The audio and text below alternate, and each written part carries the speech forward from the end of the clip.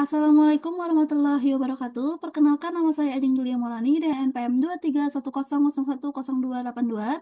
Di sini saya akan melakukan tugas pada teknik kompilasi, yaitu dengan materi translator. Ada tiga yang akan dibahas: assembler, compiler, dan interpreter. Oke, langsung aja. Apa itu translator? Jadi translator adalah sebuah program penerjemah yang berfungsi untuk mengubah kode sumber, source code, yang ditulis dalam bahasa pemrograman tingkat tinggi maupun menengah menjadi kode mesin kode, atau bentuk lain yang dapat dijalankan oleh komputer. Jadi kenapa sih harus ada translator? Nah, manusia dan komputer itu kan terjadinya kesenjangan bahasa. Jadi manusia itu menulis program menggunakan bahasa pemrograman tingkat tinggi maupun menengah tadi, seperti contohnya yang sering kita gunakan yaitu Python, Java maupun C++ yang mudah dibaca dan dipahami menggunakan kata-kata atau logika terstruktur. Sedangkan si komputer ini CPU-nya hanya membaca atau memahami bahasa mesin, yaitu mesin kode tadi, urutannya yaitu menggunakan biner 0 dan 1.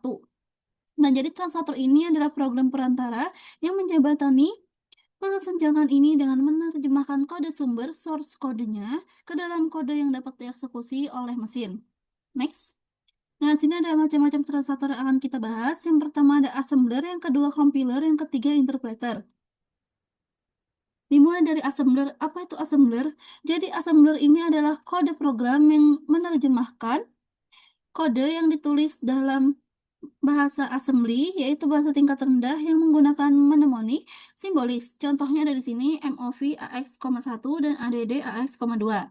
Nah, jadi si assembler ini memiliki proses kerja. Yang pertama ada membaca source code assembly, yang kedua menerjemahkan setiap mnemonik instruksi simbolik ke kode biner yang setara, lalu dia akan menghasilkan objek kode mesin, atau file executable seperti .exe setelah melalui proses linking. Kemudian dia akan menerjemahkan menjadi kode mesin biner yang langsung dapat dijalankan oleh prosesor. Nah, si MOV AX,1 ini jika diterjemahkan menjadi B80100. Next. Nah, di sini ada kelebihan, kekurangan, serta karakteristik dari assembler.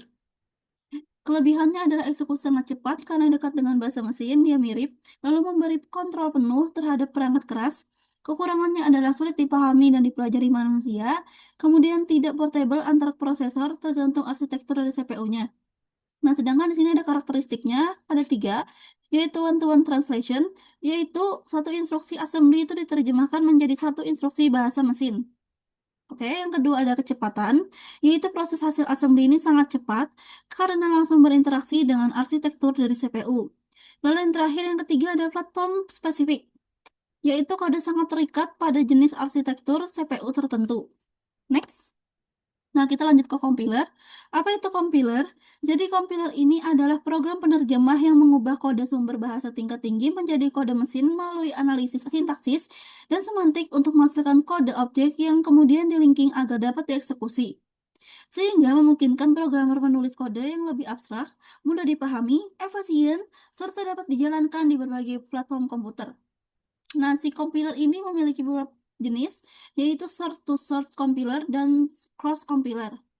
Dan juga bahasa yang digunakan yang menggunakan compiler adalah C dan C++, contohnya ya.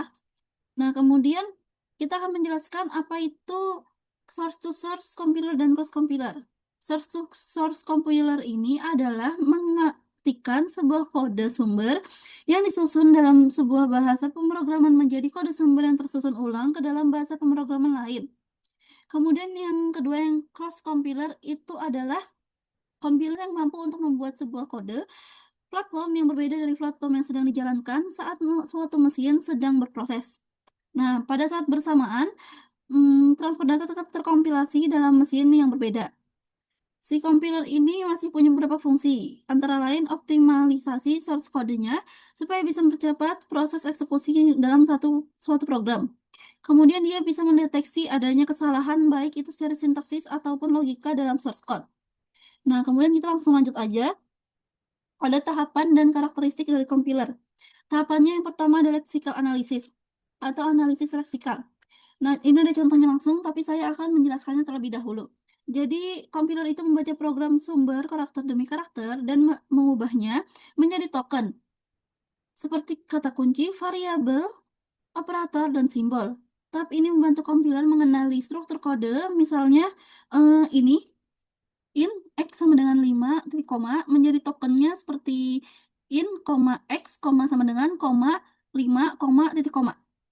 Nah, seperti itu. Yang kedua ada sintak analisis, yaitu kompiler ini memeriksa apakah urutan si token itu sesuai dengan aturan tata bahasa grammar, bahasa pemrograman, dan membentuk parser tree atau syntax tree.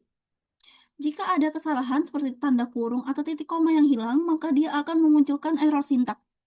Lalu yang ketiga ada semantik analisis, analisis semantik, yaitu kompiler memastikan makna logis kode benar, termasuk pemeriksaan tipe data, deklarasi variabel, dan aturan penggunaan fungsi. Kesalahan semantik terjadi, misalnya saat menjumlahkan string dengan angka tanpa konversi, itu akan terjadinya semantik analisis. Nah, yang keempat ada intermediate code generation, yaitu pembuatan kode menengah. Nah, ini adalah sintak tree itu diubah menjadi intermediate code, yaitu kode perantara yang lebih mudah dioptimalkan dan dapat digunakan lintas mesin. Misalnya biasanya berbentuk tree address code. Lalu kemudian ada kode optimization atau optimasi kode. Nah, ini adalah kompiler itu menyederhanakan dan mempercepat kode perantara tanpa mengubah hasil akhir. Contohnya adalah menghapus perhitungan berulang atau mengganti operasi kompleks dengan yang lebih efisien. Lalu yang keenam ada kode generation atau pembuatan kode objek. Tahap ini mengubah kode perantara menjadi objek kode atau machine kode yang dapat dijadikan dan dijalankan oleh komputer, menghasilkan filenya, contohnya adalah .obj atau .o. Lalu ada kode linking, yaitu ini adalah sebuah proses penggabungan kode.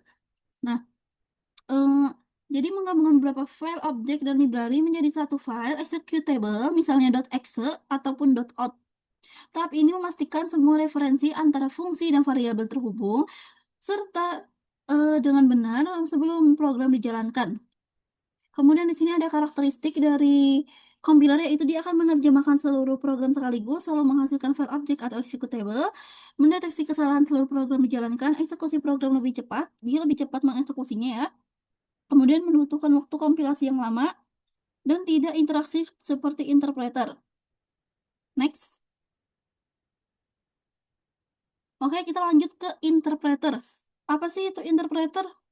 Jadi, interpreter itu adalah program penerjemah yang berfungsi untuk menerjemahkan dan mengeksekusi kode sumber baris demi baris. Jadi, dia line by line, tanpa menghasilkan file program biner executable secara permanen.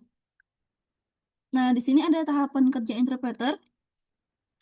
Yang pertama, membaca kode reading, lalu menganalisis kode, parsing, mengeksekusi, execution, menampilkan hasil atau pesan berkesalahan. Nah, di sini source code, interpreter, eksekusi langsung, dan muncul output. Oke, kita akan menjelaskan tadi tahap kerja interpreter. Tadi kan interpreter membaca instruksi dari file sumber, misalnya .py, .js, atau .php. Kemudian kode diperiksa strukturnya, apakah sesuai aturan sintaks, grammar bahasa tersebut. Menganalisis kode parsing itu, yang tadi ya, itu kode diperiksa strukturnya ya. Kemudian dia akan mengeksekusi execution. Itu adalah setelah baris kode dinyatakan benar, si interpreter ini langsung menjalankan di memori, lalu menampilkan hasil atau pesan kesalahan. Kemudian jika ada kesalahan, interpreter ini akan menampilkan error langsung di baris yang salah. Dia per baris gitu ya, karena line by line. Oke, next.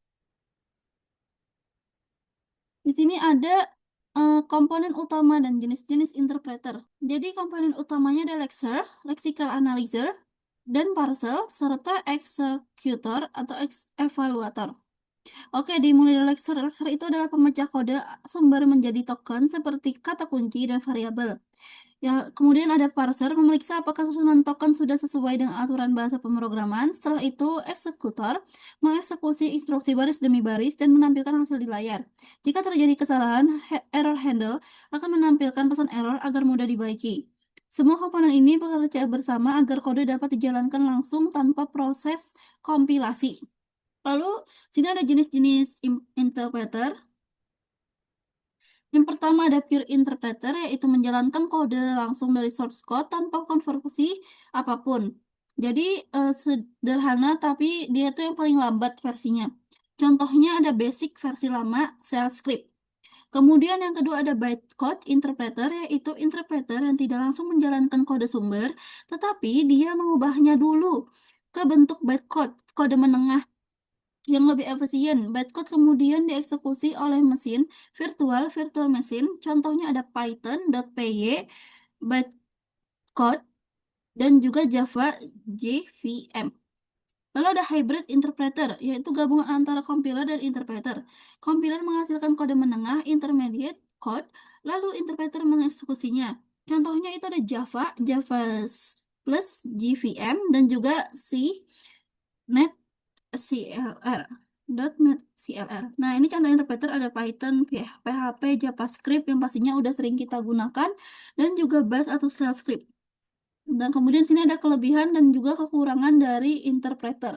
Kelebihannya adalah dapat menjalankan kode secara langsung tanpa adanya proses kompilasi terlebih dahulu. Kemudian memudahkan proses debugging karena error langsung mendeteksi di baris yang salah. Lalu ini cocok untuk pembelajaran, eksperimen, maupun pembuatan program kecil atau prototype. Lalu dia bersifat portable dan dapat dijalankan di berbagai sistem operasi yang memiliki interpreter. Kekurangannya adalah kecepatan eksekusi lebih lambat karena kode diterjemahkan setiap kali dijalankan. Jadi dia kayak line by line. Jadi dia baris per baris begitu. Tidak menghasilkan file executable sehingga membutuhkan interpreter untuk menjalankan program. Kemudian dia kurang efisien untuk program besar yang memerlukan performasi tinggi. Kemudian ketergantungan tinggi terhadap interpreter yang sesuai dengan bahasa pemrograman yang digunakan. Oke, next.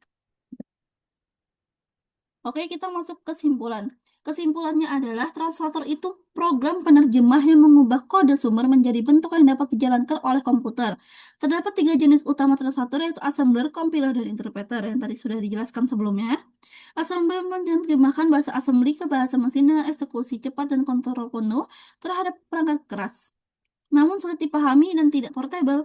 Compiler menerjemahkan seluruh kode sumber menjadi file, sedangkan executable-nya melalui beberapa tahap analisis, menghasilkan program yang efisien, tetapi memerlukan waktu kompilasi yang lama dan lambat.